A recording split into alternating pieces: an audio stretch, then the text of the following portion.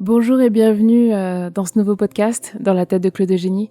Aujourd'hui, dans la tête de tout entrepreneur qui cherche à créer un business et puis changer de vie pour lui et sa famille. Aujourd'hui, je voulais faire un audio un peu différent et je voulais te dire en fait, tu sais quoi, tu vas y arriver, n'aie pas peur. Parfois, on peut avoir peur en tant qu'entrepreneur et se dire est-ce que je suis vraiment à la hauteur? Est-ce que c'est vraiment fait pour moi? Et est-ce que je fais bonne route? Parfois on doute, et même très souvent. Et même si j'en ai pas l'air là comme ça, je doute. Je doute vraiment souvent. Pas souvent, mais je doute de manière cyclique. Presque tous les mois, je dirais. Et parfois je suis là, je fais oh là là, est-ce que je fais les bonnes choses et tout ça? Et j'en parle à mon chéri et puis il me regarde, il me dit mais tu sais que tu me fais la même tous les mois. Et je dis ah bon? Il fait si, tu devrais commencer à le noter. Donc du coup j'avais commencé à faire une espèce de mandala mood où j'écrivais un peu mon humeur au fur et à mesure du mois et pour noter un peu ce que je ressens. Donc si ça peut vous aider, essayez. Et donc j'ai essayé de faire ça et puis je me suis rendu compte qu'en fait de manière cyclique j'avais peut-être une baisse hormonale, une baisse d'énergie, j'en sais rien. Mais je commençais à avoir des pensées un peu différentes en me disant peut-être que je suis pas faite pour tout ça, faut peut-être que j'arrête.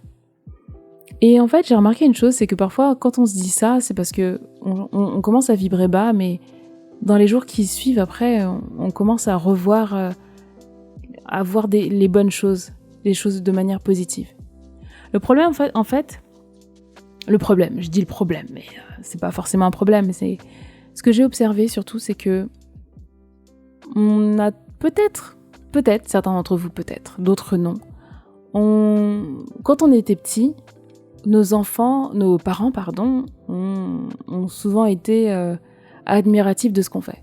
Oh, c'est super, ma petite. Oui, oh, il est magnifique ce dessin. Même moi, je le fais avec mes enfants. Oh, il est trop beau ce dessin. Waouh, mais c'est super, c'est génial, etc.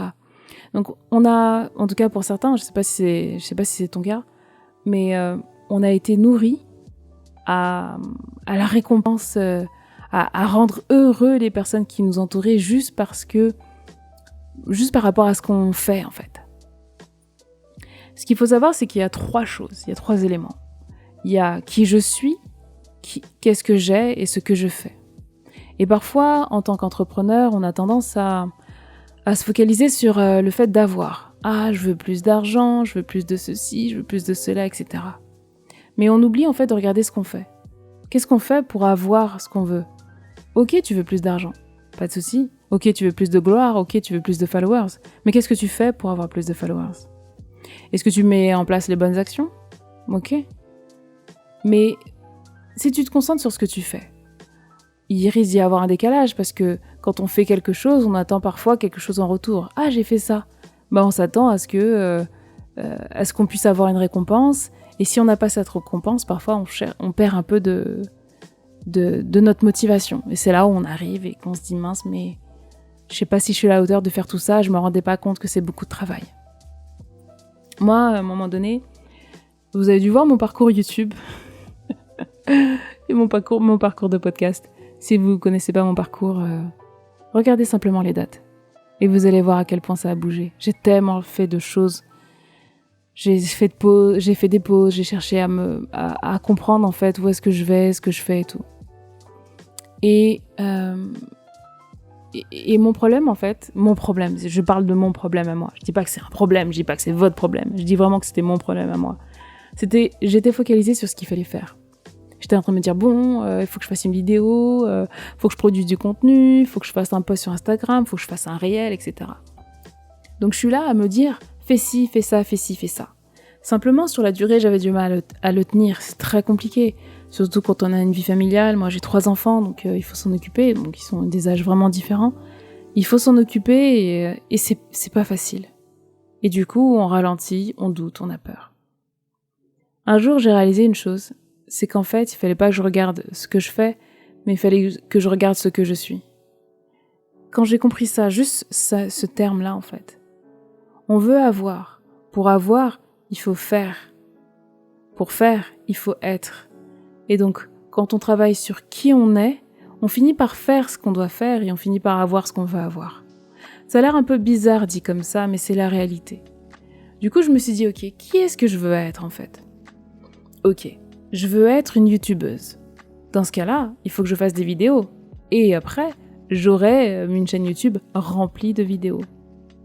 Et je me suis dit, ok, mais comment on fait pour être une youtubeuse ? Comment on fait pour... comment je fais au quotidien pour devenir ça ? Ça se passe dans la tête. D'où ces podcasts dans la tête de Claude Eugénie. C'est ça, en fait. C'est tout ce que vous voulez entreprendre commence dans votre tête. Il n'y a pas meilleur départ que votre tête. Vraiment pas. Vous pouvez vouloir tout ce que vous voulez si vous ne vous voyez pas en train de le faire régulièrement, si vous ne ressentez pas. Donc encore une fois, c'est je veux avoir ça. Pour avoir, il faut faire. Pour faire, il faut être. Et pour être, il faut ressentir. Et si vous ne ressentez pas en vous ce que vous voulez atteindre, vous l'aurez pas en fait. Et donc parfois, on passe trop de temps à aller chasser, on court après le je veux avoir. Je veux avoir des followers, je veux être admiré, je veux ceci, je veux cela. C'est pas mauvais. C'est juste que avoir est une chose et amène certaines conséquences, mais parfois on est désaligné parce qu'on court après une chose que l'on n'est pas et qu'on ressent pas en fait. Comment je peux me dire je veux avoir des followers, comment je peux me dire je peux avoir des nouveaux abonnés sur ma chaîne YouTube ? Si derrière, moi-même, je me sens pas être youtubeuse, moi-même, je me sens pas donner du contenu. Par exemple, là, il est tard, mais je donne mon contenu quand même. Pourquoi ? Parce que j'ai envie, et c'est moi, en fait, c'est que je ressens ce besoin absolu de me dire, au lieu d'aller dormir, je vais enregistrer ça, en fait. Je vais enregistrer ce podcast. Et ça me fait du bien. Et c'est ça que vous devez rechercher, absolument. C'est qui vous êtes et qu'est-ce que vous ressentez par rapport à qui vous êtes. Un exemple tout bête, là, je galère pour faire du sport. Je vais être honnête avec vous, ça fait plusieurs fois que j'essaye. Et pourquoi je galère à faire du sport ? Je fais 1m62. Oui, je sais. Je sais, je suis pas grande. Je pense que j'ai été coupée. Ma mère m'a ralenti de ma croissance. Parce que quand je mets des talons, on m'a souvent dit que je suis beaucoup plus cohérente, en fait. Normalement, je devrais faire 1m75. Donc, je suis grande petite. Bref.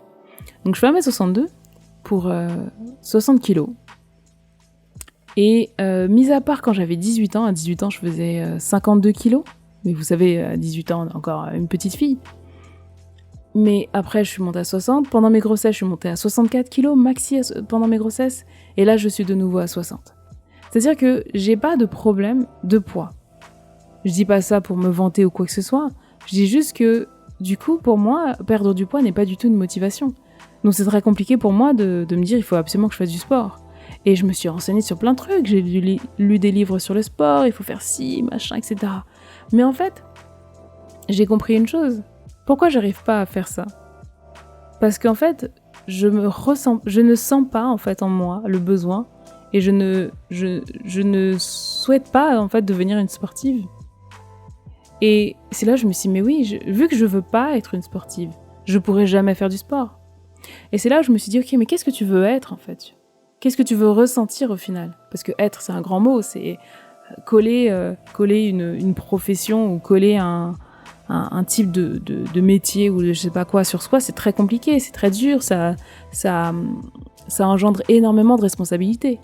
Donc du coup, je me suis dit, bon, mais tu veux être quoi ? Qu'est-ce que tu veux ressentir ? Et je me suis dit, je veux me sentir vivante. Je veux me sentir en harmonie avec les choses. Je veux me sentir stable. Je veux me sentir flexible. Ok, on commence à toucher quelque chose. D'accord, ok. Et c'est là que je me suis dit, ok, je vais passer autrement. Je vais faire par la danse. La danse va me permettre peut-être d'avoir cette flexibilité, cette agilité, cet alignement que je recherche va me permettre peut-être d'assouplir, d'affiner mes muscles. Et je vais atteindre le but que j'ai envie d'atteindre, c'est-à-dire un corps qui est dessiné au travers du fait que je veux ressentir, me sentir chacun des muscles de mon corps se contracter. Et l'idée de ça me fait me dire, mais ouais, je me sens vivante en fait. Grâce à ça, je vais me sentir vivante. Donc le simple fait d'avoir déplacé un peu mon attention sur le fait de ressentir d'abord quelque chose avant de vouloir avoir six-packs et des bras musclés et des jambes musclées, etc. Le fait d'avoir changé mon focus là-dessus me permet vraiment en fait de me réconcilier avec moi-même. Et je sais pas ce qu'il en est pour toi, mais peu importe ce que tu veux avoir demain, sache que tu l'auras. Tu l'auras. J'en suis persuadée.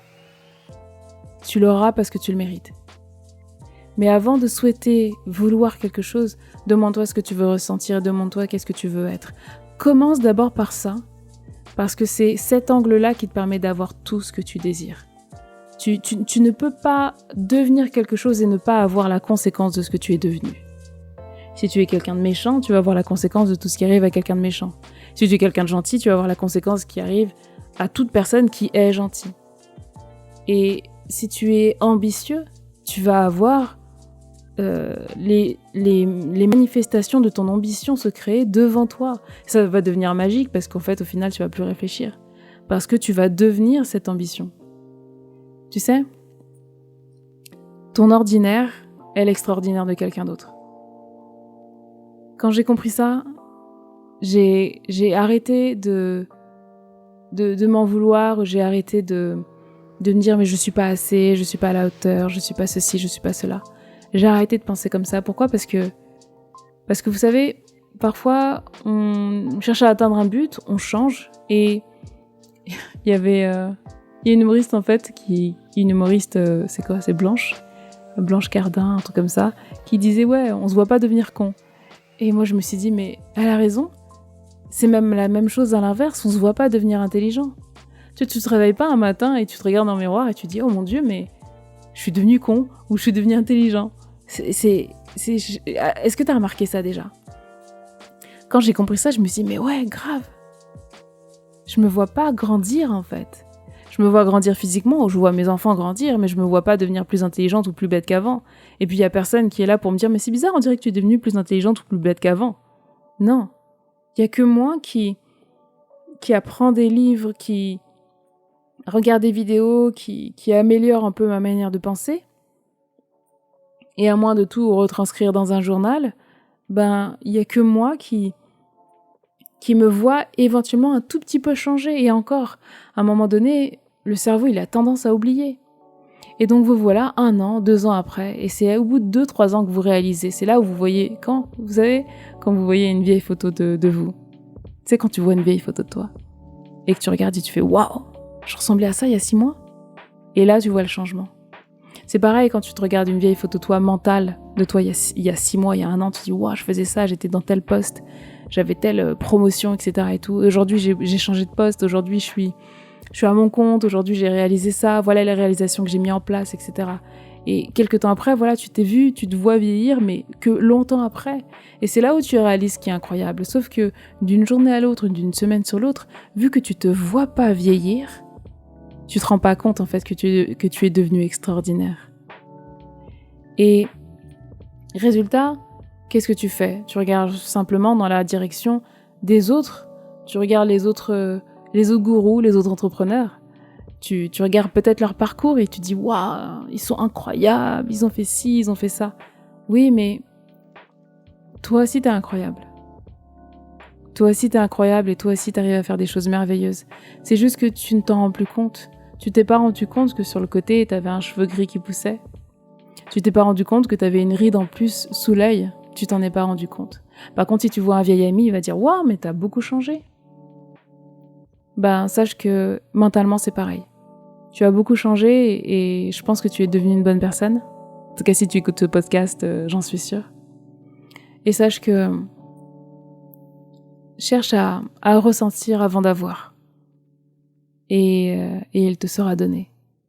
Cherche d'abord à être, pas la meilleure version de toi-même, parce que c'est une phrase bateau et une phrase enveloppe, je trouve. Une phrase dans laquelle on peut tout mettre. Sois la meilleure version de toi-même. Non. Sois juste toi et dis-toi qu'est-ce que je peux rajouter de nouveau aujourd'hui en moi, qu'est-ce que je peux ressentir de nouveau. Et par rapport à ce que je disais par rapport aux récompenses, cherche pas les récompenses. Ça sert à rien. Pas que ça sert à rien. Ça fait du bien parfois d'avoir des récompenses. Attention. Ça fait du bien. Ça fait du bien d'avoir des récompenses. Mais ne les chasse pas. Ne cours pas après. Si tu cours toujours après les récompenses, la petite récompense que tes parents te donnaient parce que tu avais fait un super dessin, si tu cours toujours après ces récompenses alors qu'aujourd'hui tu es entrepreneur, parfois il y aura personne pour te les donner. Et le jour où il y a personne pour te donner cette récompense, c'est là où tu te fais du mal. C'est là où tu te mets en PLS et tu dis « Oh machin, je suis pas à la hauteur ». Et crois-moi, ça m'est arrivé. Maintenant, j'ai décidé de me concentrer simplement sur qui je suis et sur ce que je peux apporter aux autres. Bien entendu, si vous me lâchez un petit merci, un pouce, je sais pas, ça va m'aider, mais ça va pas aider que moi en fait au final. Si vous lâchez un commentaire, un pouce, une question, ça va faire remonter dans les algorithmes et puis ça va aider des personnes qui auront besoin d'entendre ce message. Donc, ouais. S'il y a un message que je peux vous dire aujourd'hui, c'est ça, c'est n'attends pas la récompense des autres parce que les autres, ils sont arrivés au monde, ils étaient tout seuls et t'ont pas attendu. Autour de toi, il y a des gens qui sont plus âgés que toi et des gens qui sont plus jeunes, ils t'ont pas attendu en fait. Tu es ta propre récompense et ta récompense, c'est qui tu deviens en fait, et pas ce que tu as. Et ce que tu as et ce que tu vas obtenir dans les jours qui viennent ne sont que la conséquence de ce que tu es devenu. Donc, embrasse avant tout qui tu es et embrasse ce que tu ressens. Reste connecté à toi et apprécie qui tu es. Parce que si toi-même tu ne t'aimes pas, pourquoi tu veux que les autres t'aiment ? La carte du jour est la suivante. Je t'entends. Oui, je t'entends quand tu me parles, même quand tu ne t'adresses pas à moi directement. Je t'écoute. Tu crois que je suis absent parce que je ne fais pas arriver tout ce que tu demandes ? Non. Je suis présent à toi, je te réponds seulement que tu dois être patient.